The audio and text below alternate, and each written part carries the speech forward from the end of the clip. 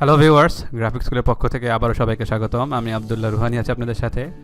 তো আজকের এই পর্বে আমরা শর্ট নিয়ে আলোচনা করব। তো শর্ট বিষয়টা আসলে কি, দেখুন আমরা যে এখানে কিছু টেক্সট লিখেছি, কিছু ব্যক্তির নাম আমরা এখানে লিখেছি। তো এখানে দেখুন আমরা প্রথমে এই যে লেটারগুলো আমরা এখানে লিখেছি এম এস, এগুলো ডিসেন্ডিং অর্ডারে সাজানো আছে, অর্থাৎ তাদের যেই আমাদের প্রথমে যে এ হয়, তারপরে বি সি, এইভাবে কিন্তু সাজানো নাই, এটি কিন্তু উল্টাপাল্টাভাবে সাজানো আছে। তো আমরা যদি চাই যে এই যে নামগুলো, এই নামগুলো অ্যাসেন্ডিং অর্ডারে সাজাতে, অর্থাৎ প্রথমে এ দিয়ে যাদের নাম শুরু তাদের নামগুলো প্রথমে দেখাবে, এরপর যাদের নাম বি দিয়ে শুরু তারপরে এইভাবে সিরিয়াল অনুযায়ী যাদের যে নামগুলো আছে এই নামগুলো তাদের দেখাবে, এই অনুযায়ী যদি আমরা সাজাতে চাই তাহলে আমরা কিন্তু শর্টটা ইউজ করতে পারি।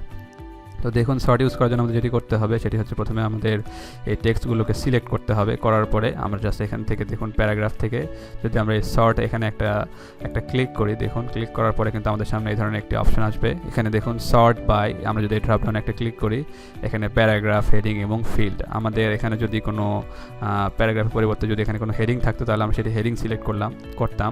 তো আমাদের এখানে যেহেতু প্যারাগ্রাফ আকারে আমি এখানে লিখেছি, তো এই জন্য আমরা এটিকে প্যারাগ্রাফই রাখলাম। এরপর হচ্ছে টাইপ টেক্সট।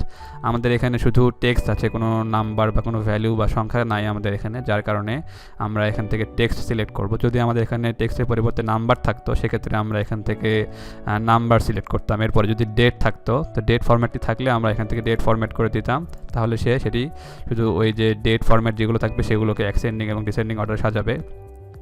তো দেখুন এই অবস্থায় আমাদের এখানে অ্যাসেন্ডিং সিলেক্ট করে দেওয়া আছে। আমাদের হয়তো ডিসেন্ডিং যদি থাকতো তাহলে আমরা এখান থেকে অ্যাসেন্ডিং করে দিতাম।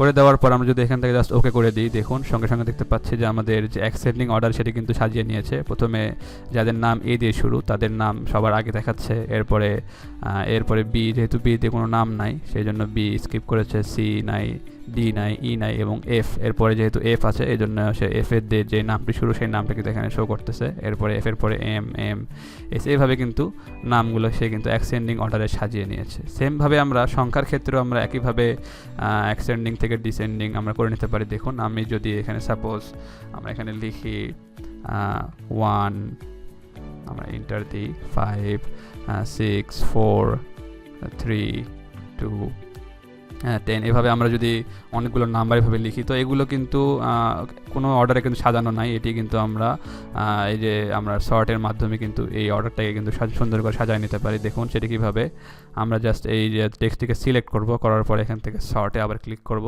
করার পরে আমরা এই প্যারাগ্রাফে থাকবে। এরপরে দেখুন এখানে টাইপ কিন্তু অলরেডি সে নাম্বার নিয়েছে, কারণ আমাদের এখানে কোনো টেক্সট নাই, শুধু নাম্বার আছে, এই জন্য আমরা এটি নাম্বার রাখার পরে আমরা এখন এটিকে কি অর্ডারে সাজাতে চাচ্ছি, অর্থাৎ আমরা ছোট থেকে বড় চাচ্ছি না বড় থেকে ছোট চাচ্ছি।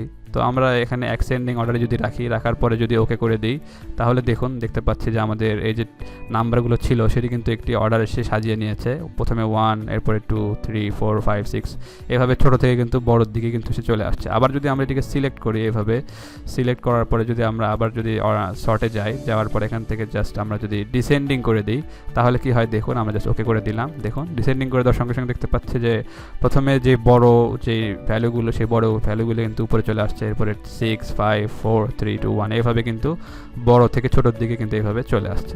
তো এইভাবে আমরা শর্ট ব্যবহার করে আমরা কিন্তু আমাদের টেক্সট হোক বা ভ্যালু হোক, যে কোনো অথবা ডেট হোক, এই তিনটা জিনিসকে কিন্তু আমরা কী করতে পারি, বিভিন্ন অর্ডারে কিন্তু সাজায় নিতে পারি। অর্থাৎ আমরা ছোট থেকে বড়তে যেতে পারি অথবা বড় থেকে ছোট কিন্তু এইভাবে আমরা সাজায় নিতে পারি। তো আশা করি বিষয় সবাই বুঝতে পেরেছেন যে কীভাবে শর্টের কাজটি আসলে করতে হয়। তো আজকের পর্বে এতটুকুই, পরবর্তী পর্বে আবার দেখা হবে। ততক্ষণ সবাই ভালো থাকবেন, ধন্যবাদ সবাই।